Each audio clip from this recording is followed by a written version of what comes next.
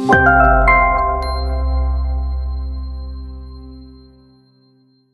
ni yang chapter pertama.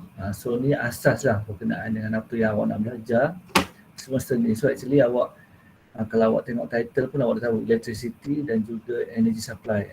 So maksudnya dia fokus kepada electrical supply ataupun energy supply ke building, sama ada residential ataupun building lah secara general dia.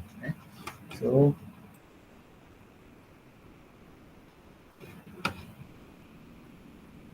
okay, so dalam ni kita pecah kepada tiga lah. Ada 3 part yang kita akan tengok. Pertama sekali adalah sumber tenaga, source of energy supply. Kemudian yang kedua pula kita akan lihat kepada energy generation. Dan yang last sekali kita akan lihat kepada electrical utilization in high rise and large building. So macam mana kita nak utilize dia punya electrical dia untuk bangunan-bangunan yang besar-besar. Macam mana sistem dia lah. Okay. Alright, so first kali kita tengok kepada ni lah source of energy. So actually orang kata apa, secara asasnya most of our energy source are non-renewable sources. So which are limited in term of the supply, and this source we can mine and extract from the earth. So ni asal-asal dulu memang banyak kepada non-renewable lah, ataupun kita panggil dia fossil fuel lah.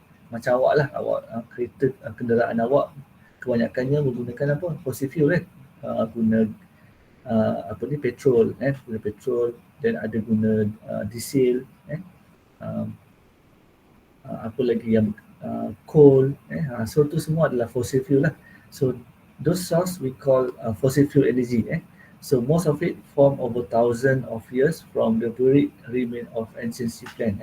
So daripada ni lah tumbuhan-tumbuhan dan juga animal yang beribu-ribu tahun dulu dia dah bertindih-tindih kan. So that's why yang petrol ni ataupun petroleum ni kita kena korek daripada bawah seabed kan, bawah laut lah, kita kena korek untuk dapatkan dia punya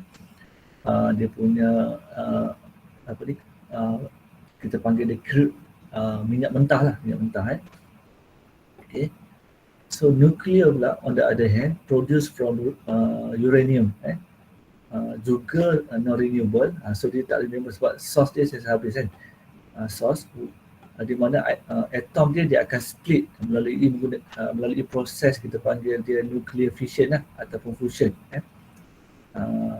Daripada proses tu dia akan hasilkan haba ataupun tenaga haba lah, dan leading kepada electricity lah.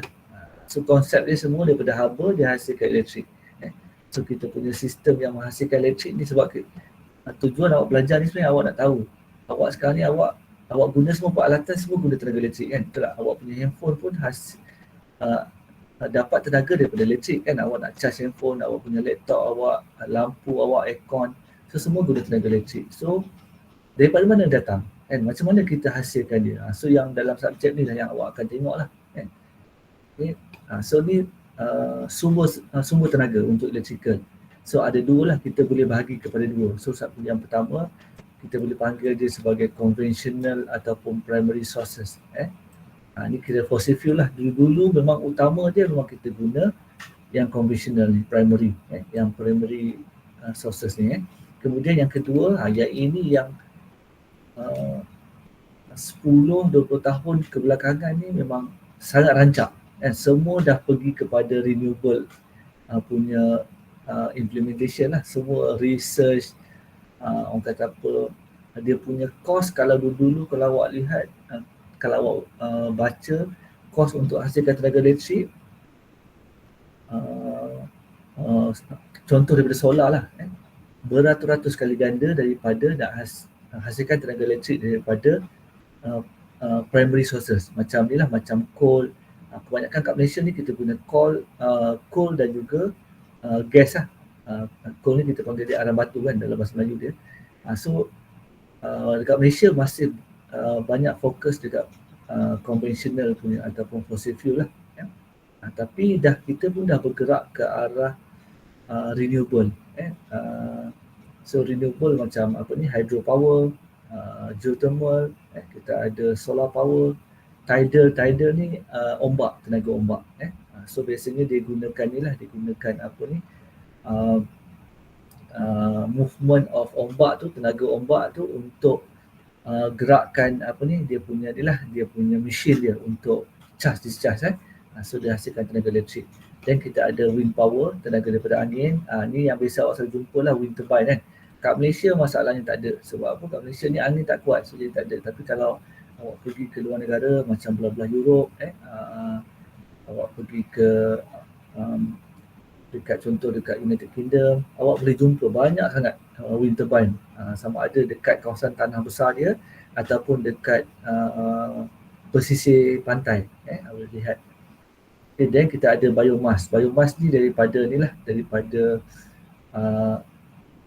tumbuh-tumbuhan crop. Crop. So dia orang kata apa, dia buat pembakaran untuk hasilkan haba lah.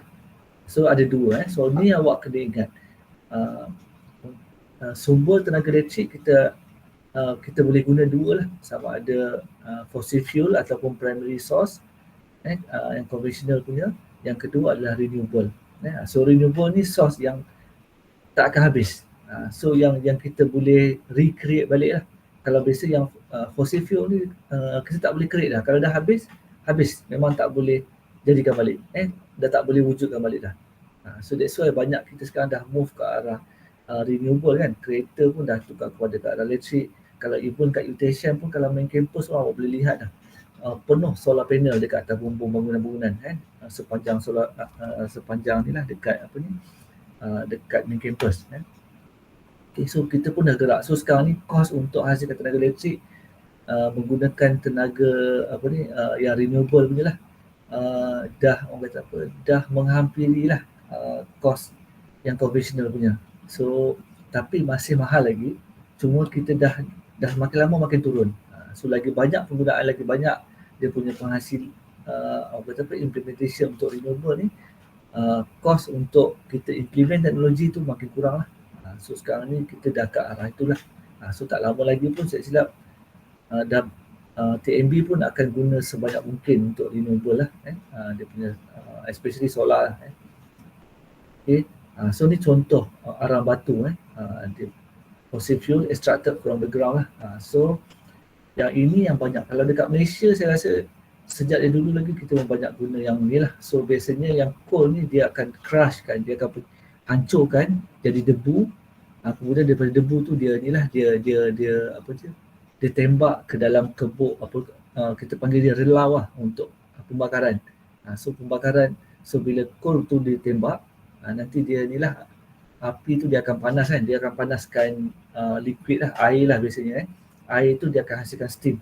So steam tu lah yang dia akan guna steam yang high pressure tu untuk pusingkan turbine. So turbine dia akan connected kepada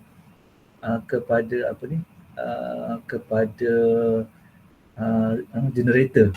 So konsep dia macam ni lah lebih kurang. Sikit lah kan. So dia biasanya kalau ni yang konvensional punya, awak ada macam satu kebuk. So dalam ni lah yang awak akan tembak, awak akan masukkan dia punya serbuk-serbuk yang arang batu ni. So dekat sini terbakar lah. So dalam ni dia akan ada satu lagi ni dalam ni ada air lah. So dia yang ni akan bersambung pergi ke turbine. Macam ni lah, saya tak pandai lukis. Dia turbine. So then dia ada satu lagi, dia akan ada shaft. So ni kita panggil dia shaft. Ni dia panggil dia turbine. Turbine. So biasanya high pressure steam ni dia akan push turbine ni untuk pusing. Turbine tu awak boleh bayang macam kapal terbang punya enjin. Kapal terbang punya enjin bahagian depan tu kan, dia ada banyak blade kan. Macam itulah konsep dia. Sebab apa? Kapal terbang punya enjin tu pun fungsi dekat depan tu sebenarnya dia nak compress air. So sama yang ni turbine. So dia akan daripada high pressure steam ni dia akan pusingkan turbine. So turbine ni dia sambung dengan macam satu shaft lah macam pipe kan. So shaft ni dia akan berhubung pula dengan generator. Ni kat sini kita panggil dia generator lah. Generator. Generator. So generator ni awak boleh bayang macam kalau awak naik motor, awak ada coil magnet. So untuk hasilkan tenaga lah, ataupun yang basic, yang simple generator kita boleh tengok dalam dynamo. Siapa tahu dynamo? Pernah dengar tak dynamo? Pernah kan? Untuk apa tu, dia pusing, bila kita pusingkan dia hasilkan tenaga elektrik untuk awak hidup lampu lah. Basikal lama awak selalu jumpa. Tapi sekarang basikal tak payah dah, dia pakai bateri kan, lagi senang. Bateri pun dah boleh tahan. So daripada tenaga elektrik yang terhasil ni barulah dia hantar ke talian penghantaran lah. Biasa dia akan pergi, dia hantar ke talian penghantaran. Saya lukis apa ni pun tak tahu jadi apa.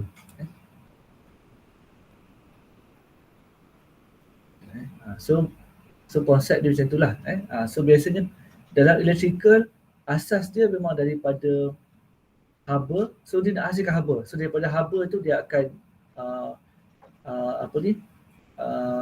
pusingkan turbine. So konsep dia macam itulah, sama macam arang batu ke ataupun natural gas ke. Natural gas pun sama, dia akan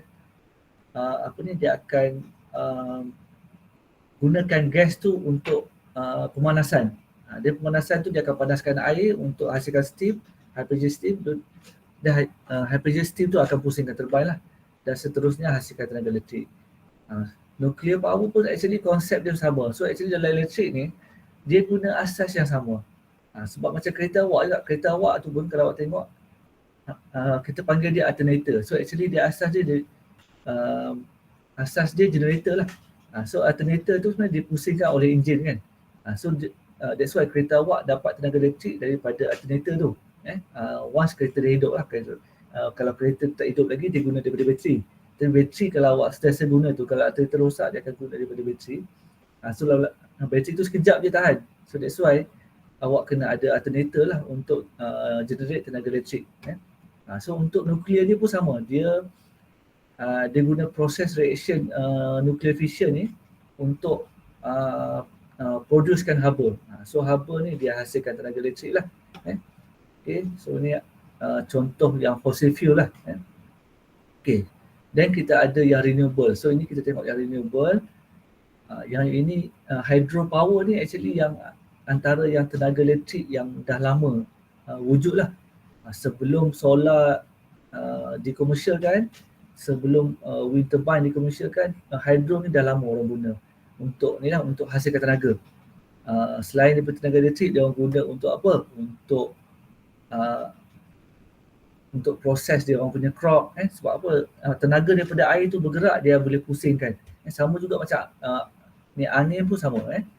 So selain daripada hasilkan tenaga elektrik, actually hydro ni dah banyak diguna untuk yang ni lah. Gunakan tenaga air tu untuk proses-proses untuk crop. Lepas dah wujud generator, barulah dia hasilkan tenaga elektrik lah. So biasanya dia hydropower ni dia perlukan ruang yang besar. So ni actually untuk bab renewable ni kita akan ada satu topik khas, ada bab khas di akhir lah nanti.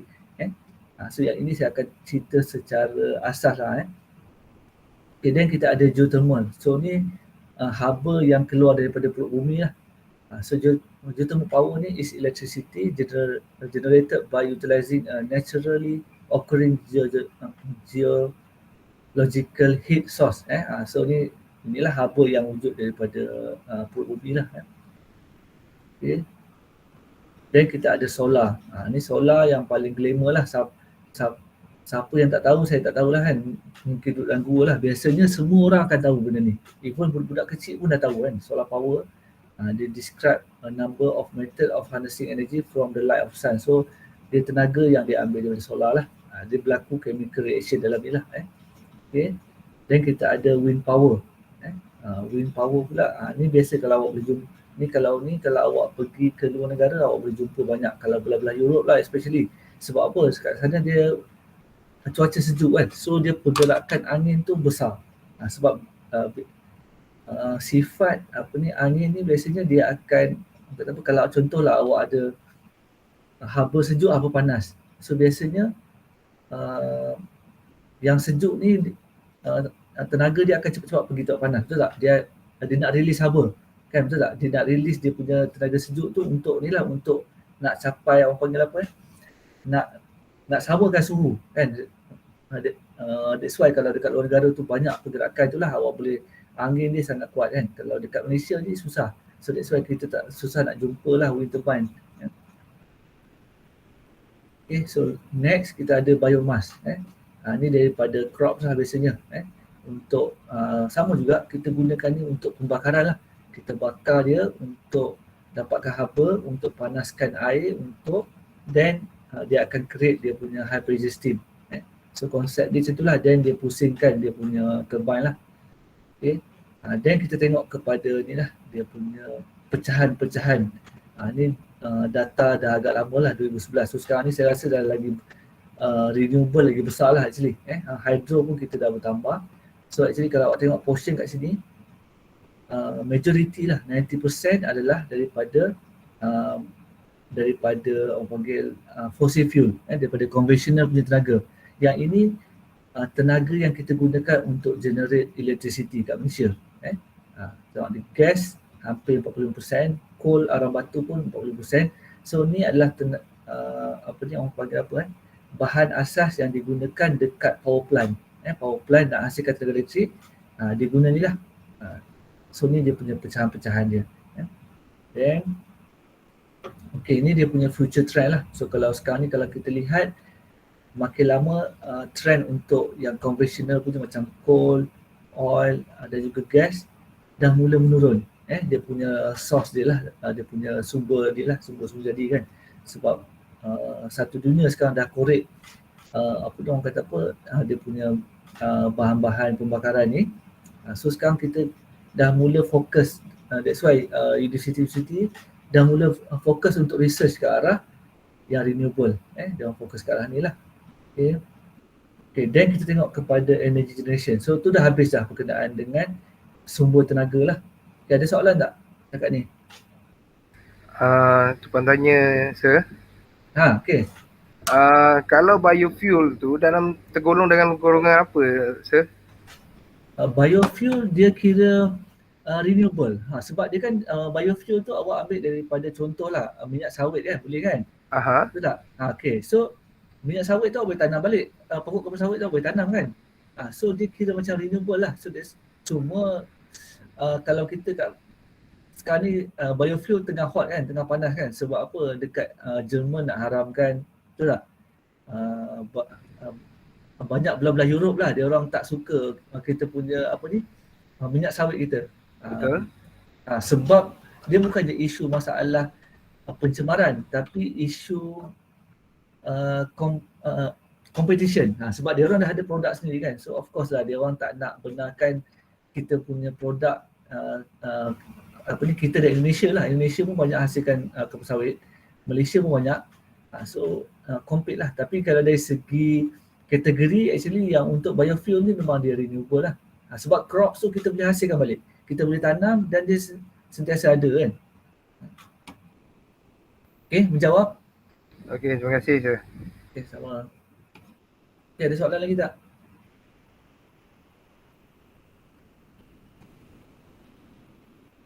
Tak ada? Okay, so kita sambung ke ni lah, ke energy generation. Ini yang asas ni lah. Kan kita biasa kita duduk kat building dah ada elektrik, kan, tapi kita tak tahu daripada mana dihasilkan. So dalam modern complex interconnected power system, ni untuk inilah electrical lah, kita boleh bahagikan dia kepada 4 komponen utama. Ada 4 lah yang awak kena ingat. First kali generation ni bahagian yang menghasilkan tenaga elektrik. Dia hasilkan tenaga elektrik. So biasanya kalau awak boleh lihat dekat power plant lah. Power plant dia ada generator, ada complete whole proses untuk hasilkan tenaga elektrik, biasanya dekat power plant. So itu kita panggil part generation lah. Kemudian yang kedua pula transmission ataupun sub-transmission. So ni bahagian bila dah tenaga dah dihasilkan dekat generation part, dekat power plant lah.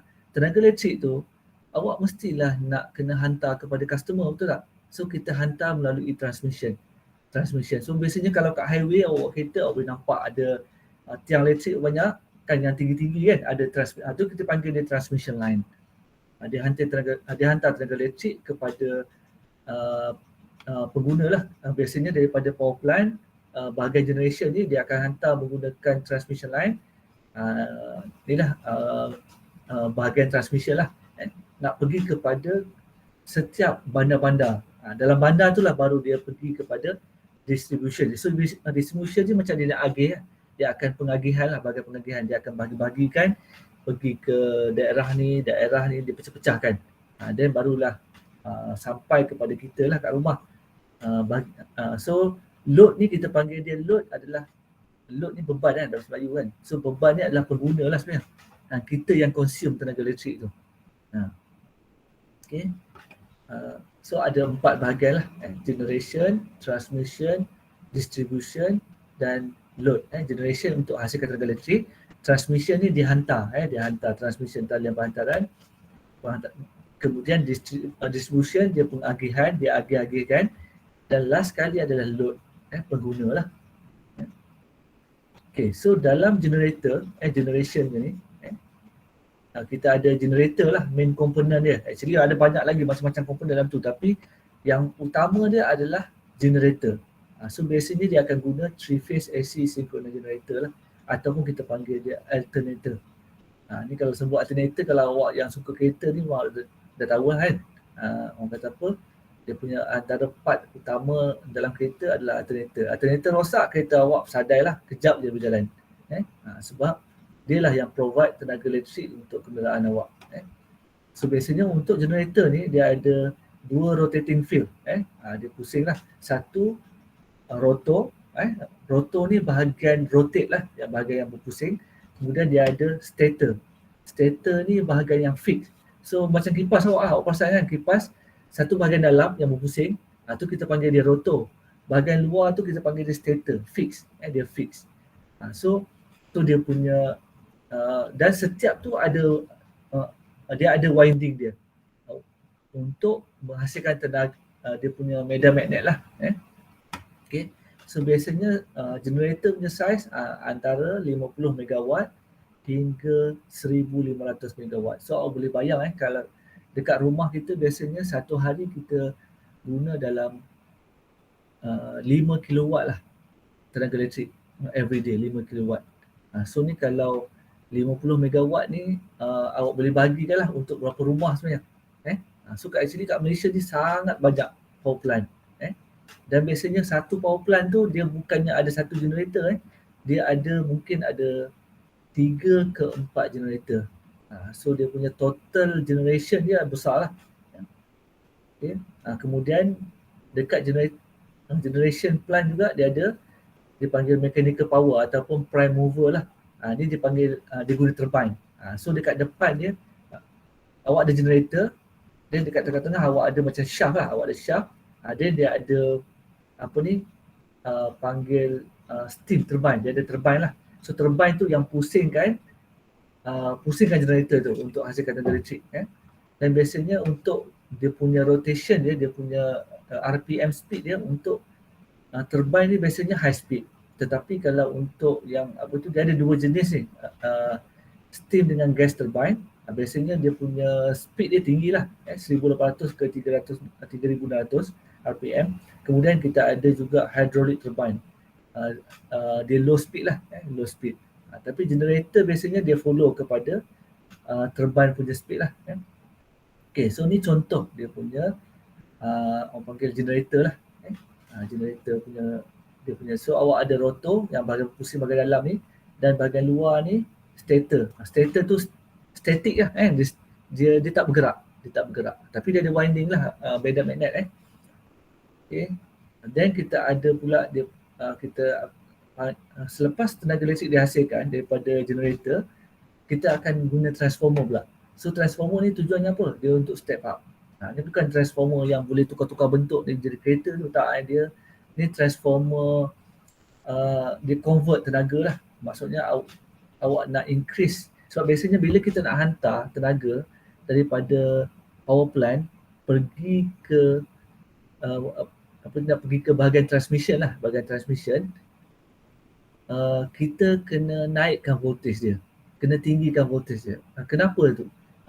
Kenapa dia kena tinggikan voltage dia? Sebab kalau kita guna voltage yang sama yang dihasilkan daripada generator tu, biasanya kita perlukan saiz kabel yang sangat besar. Sebab apa? Dia tenaga dia besar yang dihasilkan, so current besar. So konsep elektrik ni bila kita increase voltage, dia punya current akan turun. Sebab apa? Kita hantar power yang sama lah. Contohlah awak, saya tulis di sini. So contohlah awak hantar, saya rasa macam awak ni secara asas awak dah tahu dah elektrik kan, sebab awak ada belajar dekat fizik, betul tak? Awak ada ambil fizik kan, dan awak ada belajar sikit lah asas berkenaan dengan elektrik. So contohlah awak hantar 50 watt lah tenaga elektrik, 50 watt tenaga. So watt ni kita panggil dia tenaga sebab dekat mana-mana pun awak akan jumpa dalam watt. Contoh dekat kettle elektrik ada kan 1 kilowatt, 50 watt, 100 watt. Kalau water heater awak yang awak nak mandi tu mungkin 1.2, 2 kilowatt.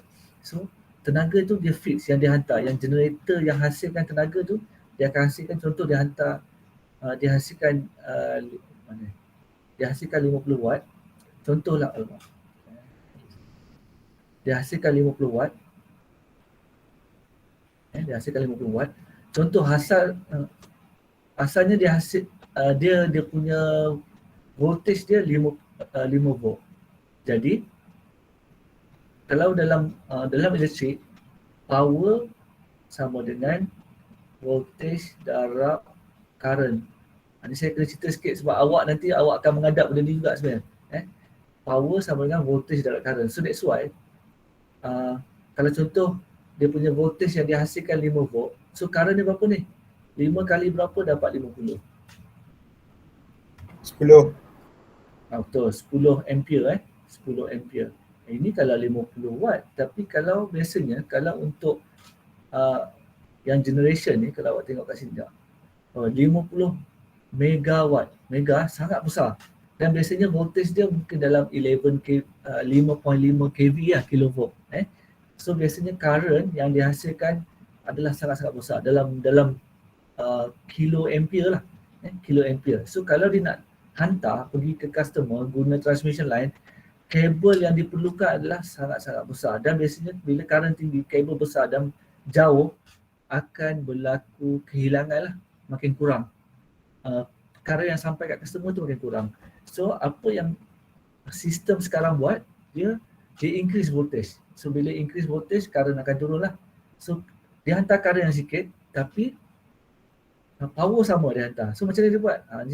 Contoh macam ni lah, yang ni awak increasekan voltage dia. Awak increasekan voltage dia berapa? Contohlah saya jadikan dia 50 volt. Apa jadi dekat current 50 darab 1 ampere lah, betul tak? Kan? Jadi kalau 1 ampere, awak punya kabel tu kecil je awak boleh hantar, awak boleh guna. Awak jimat lah di situ. Cost satu, loss pun satu, awak jimat. Kalau 10 ampere ni, kabel dia besar, even dekat rumah awak lah. Kalau kat rumah awak, kalau 10 ampere tu, awak tak boleh guna kabel yang untuk lampu ni, tak lepas. Nanti lama-lama kabel tu akan terbakar. So that's why kita increasekan dia punya voltage. So ni konsep lah, tapi kalau untuk yang dekat transmission line ni biasanya voltage dia kilovolt lah, dia guna kilovolt. So the power transfer to the secondary is almost the same as the primary. So power dia sama dia hantar, semua dia increase voltage. Bila increase voltage, current drop lah, so dia reduce, dia save dekat cost untuk kabel lah, dan juga loss lah. So in modern utility system, the power may undergo 4 to 5 transformation. Dia ada banyak transformer lah, kan, dia laluan beberapa transformer untuk sampai ke kita tu, banyak sangat. Okay. So ni contoh transformer dekat Tasik Kenjing, ni lah hydroelectric Kenjing. So yang ini biasanya diduduk dekat luar daripada power plant. Sebelum pergi kepada transmission line, dia akan step up dulu lah, dia akan increase dulu voltage. Okay, then kita pergi kepada transmission lah dan juga sub-transmission. So transmission ni tujuannya untuk transfer electrical energy daripada generating unit, daripada generation lah, at various location to the distribution system. So dekat Malaysia ni kita banyak power plant yang hasilkan tenaga elektrik. So dia akan semua akan hantar kepada satu sistem grid dekat Malaysia. Dia macam satu, orang panggil apa, macam ring lah. Ring, so keliling tu ada power plant. So power plant tu semua bersambung kepada sistem grid kita kat Malaysia. Jadi that's why sekarang ni, zaman sekarang, awak susah betul nak jumpa blackout. Maksudnya tak ada elektrik dekat rumah. Zaman awak ni memang awak bertuah lah, sebab awak jarang sangat jumpa tiba-tiba tak ada elektrik, tiba-tiba tak ada elektrik. Tak macam dulu lah, zaman saya memang dalam sebulan tu mesti ada beberapa kali yang tak ada elektrik. Sebab apa? Waktu tu kita punya sistem grid kita belum establish lagi lah. Dia orang kata apa, masih putus-putus. Waktu tu Malaysia baru nak, orang kata apa, nak develop lah dia punya sistem grid kita sendiri.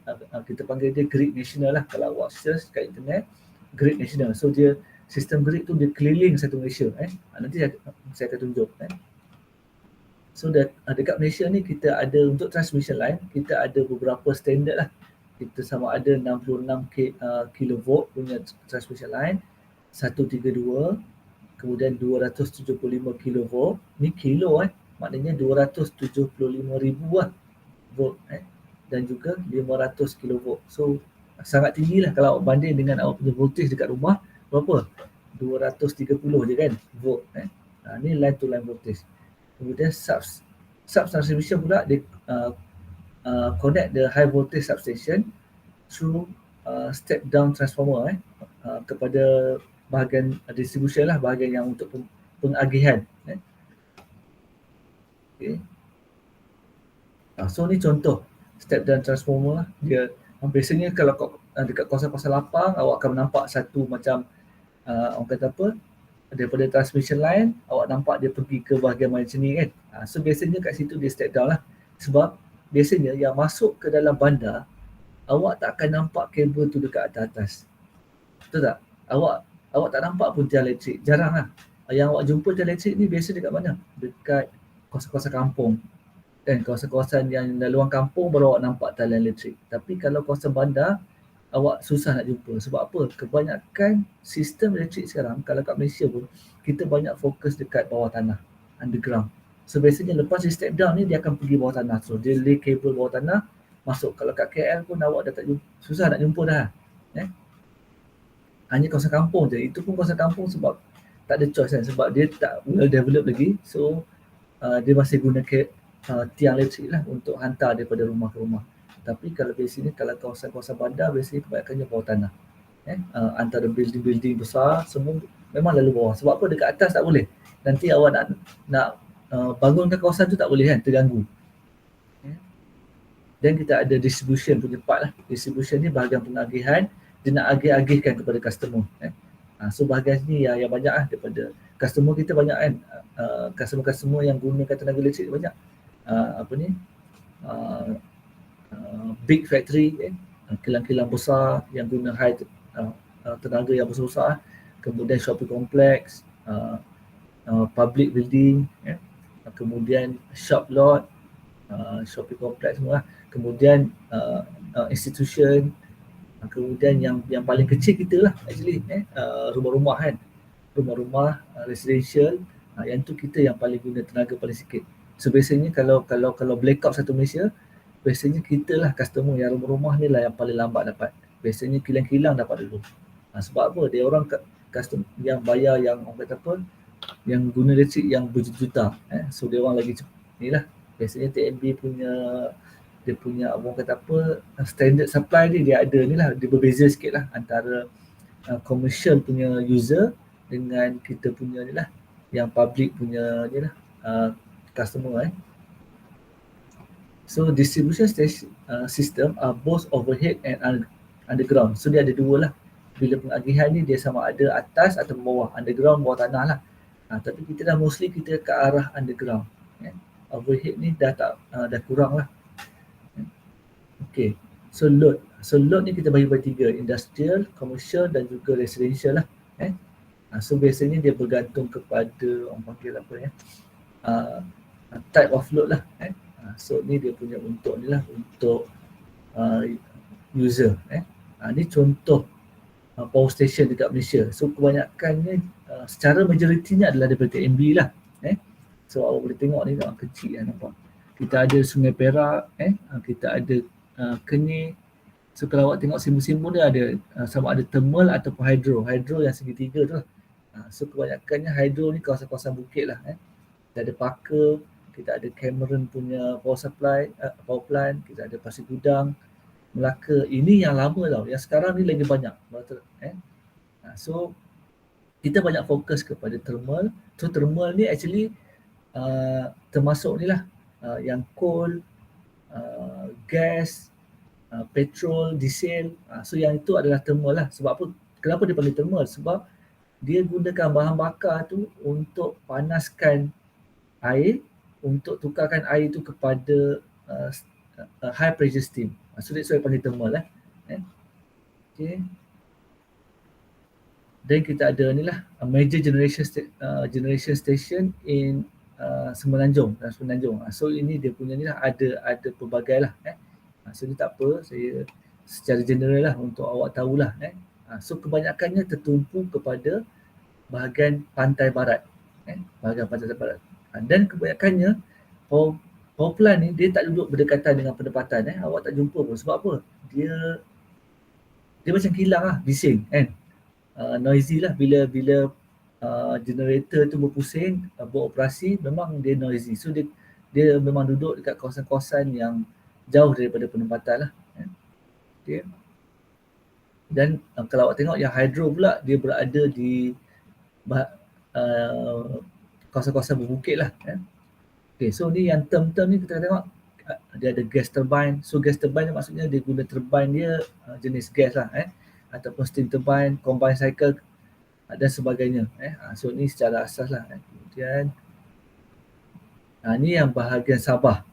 So Sabah pula dia tak guna TMB, dia guna SESB kan. So dia berasingan sikit lah berbanding dengan yang bahagian Semenanjung.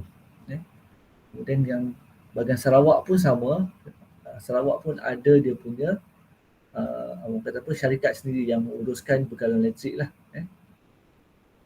Okay, so tu dari segi power plant lah. Ni berulang balik. Okay, then kita tengok yang last kali kita tengok kepada electrical utilization dalam building yang tinggi-tinggi lah, bangunan yang tinggi-tinggi dan juga building yang besar. So biasanya high rise and large building require much higher electrical load than small building. Dia perlu load yang banyak.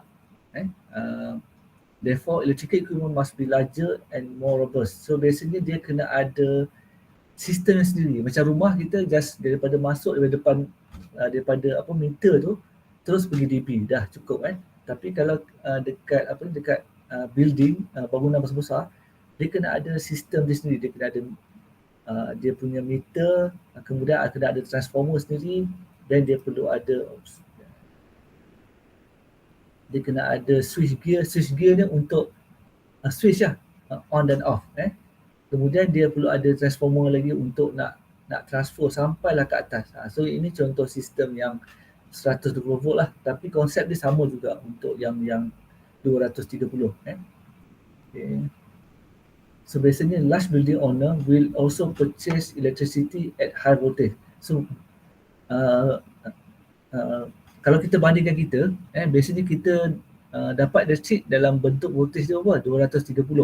Kalau awak dekat soket pun 230 volt lah. Tapi kalau building besar-besar, macam contoh UTSM sendiri pun, kita ambil yang 11 kV. Kita ambil yang high voltage lah. Sebab kalau kita ambil yang low voltage rugi kan. So memang kita kena pakai yang high voltage. So lagi safe lah. Because it come at a cheaper rate. So bila ambil high voltage, dia lagi murah. In this case, the owner will provide the maintenance on the for their own step down transformer. So daripada 11 kV tu, biasanya kilang-kilang besar ataupun macam kita kat UTSM lah, kita akan step down sendiri dia punya voltage daripada 11 kV pergi kepada 400 ataupun 230 volt. Tapi kalau awak tengok dekat taman awak, contohlah awak duduk rumah taman, awak perasan dekat taman, setiap taman mesti ada satu rumah macam rumah yang TMB punya, betul tak? Kan pernah jumpa kan? So yang itu kita panggil dia pencawang elektrik. So biasanya dalam tu dia ada transformer sendiri, ada switch gear sendiri. Biasanya yang 11 kV daripada TMB dia akan masuk situ. Tapi awak tak nampak pun dekat atas tiang elektrik dia yang pergi ke situ. Biasanya di bawah tanah. So daripada pencawang elektrik tu, lepas dah step down, barulah dia keluar pergi ke tiang elektrik yang pergi ke taman. Biasanya ada 1-2 lah untuk nak tarikkan dia punya kabel tu pergi kepada rumah-rumah dan juga tiang untuk lampu jalan. Kan? Biasanya kawasan taman kan kena ada lampu jalan kan. So dia guna untuk tu lah. So this transformer can be mounted on a pad outside the building or in transformer room inside the building.